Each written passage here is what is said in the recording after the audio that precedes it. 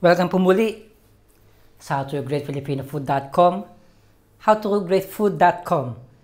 Ngayon po, ang menu natin is Pork Mechado. Napakasarap po nito. Ito po ang ating mga ingredients. Meron po ako rito 1 kilong pork. In-slice ko lang siya ng chunky or cube. Patatas. Dinirain ko po yung tubig niya. Kailangan po, palagi ko sinasabi sa mga videos, once na makatyo po yung inyong patatas, ibababaw niyo sa tubig para po maiwasan yung oxidation. Tomato sauce. Gagamit din tayo rito ng dark soy sauce. Red and green bell pepper. Carrots. Onion. Gumamit po ako rito ng frozen na green peas. Kung meron po kayong mga fresh na mga gamit ng mga peas, mas maganda rin po. Chopped garlic. Calamansi juice, fish sauce. Gagamit din po tayo rito ng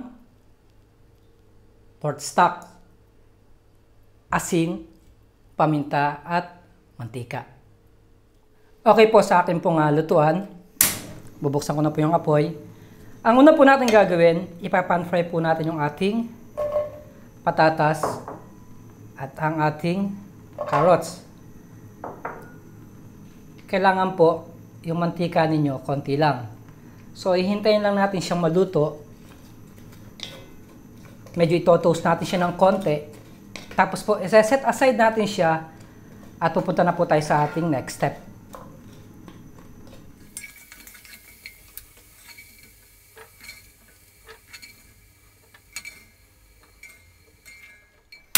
So, ayan po, nahango na po natin yung ating patatas at ang carrots. The same oil po yung gagamitin natin. Mag-start na po tayo mag-saute ng garlic.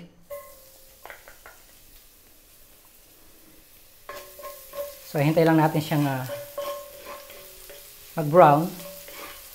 Tapos po, ilalagay na rin po natin yung ating sibuyas.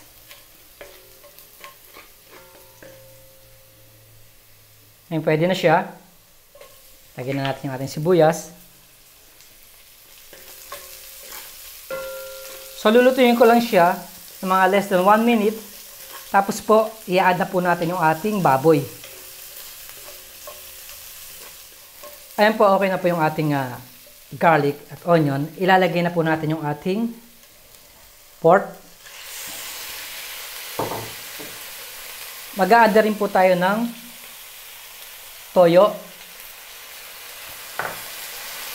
At ang calamansi juice. Kung wala po kayong calamansi juice, pwede rin pong lime or lemon. Gigisahin ko lang po siya ng mga 3 minutes. Tapos po mag-a-add po tayo ng pork stocks.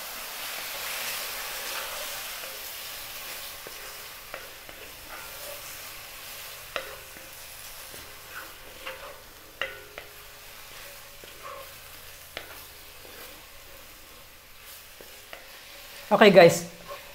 Nagisa na po natin yung ating baboy. Ngayon naman, lalagay na po natin yung ating pork stocks.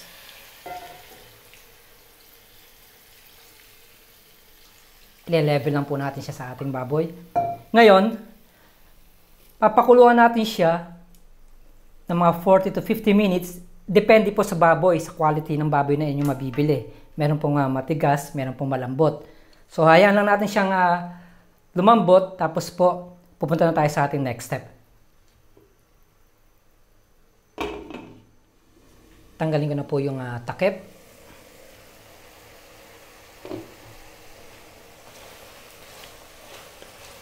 Halos niluto ko po siya ng mga 40 minutes. Kailangan lang po, checkin nyo pa rin kung malambot na yung baboy. So, siya, medyo okay na po siya. Ngayon, ang gagawin naman natin, maglalagay na ako ng tomato sauce. Tapos po, mag-a-add tayo ng patis, paminta, at konting asin. Konti lang asin gawa ng meron tayong toyo at patis.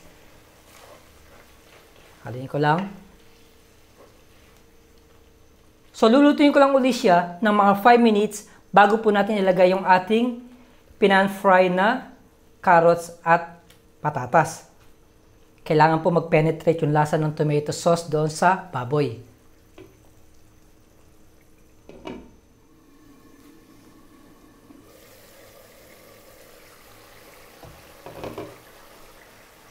So tinanggal ko na po ulit yung takip. Gagawin po natin ngayon, ilalagay na natin yung ating patatas at carrots na pinan-fry kanina.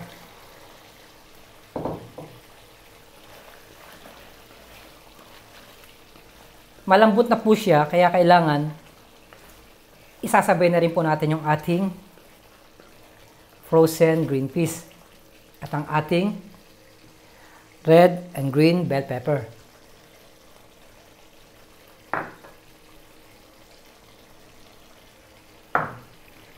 So, haluin ko lang sandali. Lulutuin ko lang po siya ng mga 2 minutes. Tapos po, pwede na po siyang i-serve.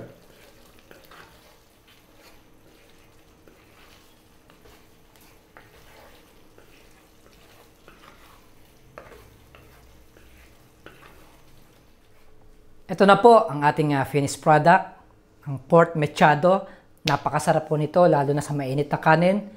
Muli, marami pong salamat sa panonood ng howtogreatfilipinofood.com. Mabuhay!